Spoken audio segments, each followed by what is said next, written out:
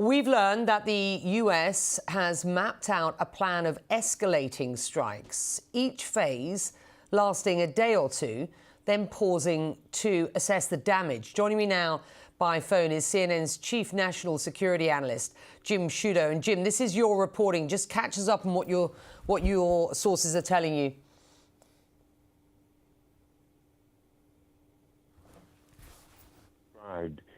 A series of strikes escalating, and each phase of those strikes lasting 36 to 48 hours, followed by a pause, in part to assess battle damage, to see what targets hit, but also to assess Iran's response. Of course, we're getting quite a sense of Iran's response already with the number of countries they've been striking in retaliation. But that idea gives you a sense of just how expansive this is, right? That, of course, there'd been some speculation prior to today that the president wanted a very quick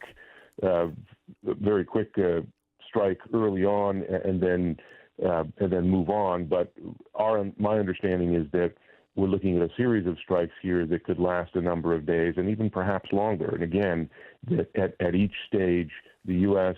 Will be assessing whether they have achieved their goals and also how Iran is responding. My understanding as well is that to date, the majority of U.S. weapons used have been cruise missiles fired from ships, some from the air, targeting a number of positions inside the country, including air defenses. And why that's indicative, of course, is that you destroy the air defenses early to then give you a path later for further strikes. In other words, break down the door, and then you're inside and able to carry out further strikes over those multiple phases. Yeah. And Jim, we've just been looking at videos while you've been speaking of smoke billowing out of what we understand to be the, and this is the image, the residence of the supreme leader, Ayatollah Ali Khamenei. And you can see the area, the darkened area is his compound there, right in the centre of the picture. Now, it's not clear whether he was in residence. I'm told very unlikely he was. But the symbolism of taking out that building, that residence, not lost on anybody.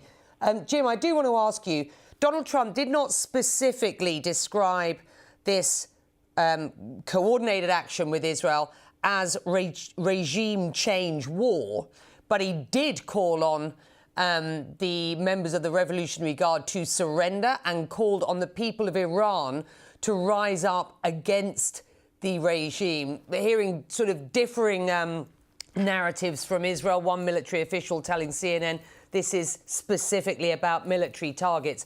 You've listened to Donald Trump's near 8-minute video this morning, released just after this attack started. What did you make of the regime change narrative, as it were, to put it loosely?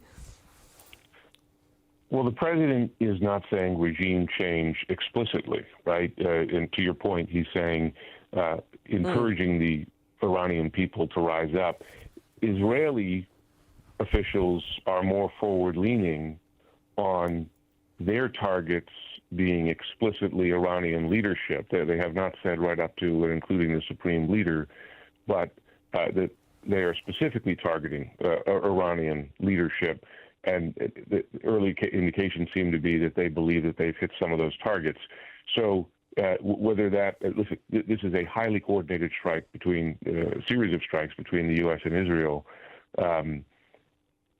It's unlikely that they would be at loggerheads as to the ultimate goal here, but at least the president is not stating regime change outright. And listen, it may be part of the assessment to see how far they get along and whether the regime can survive this, right?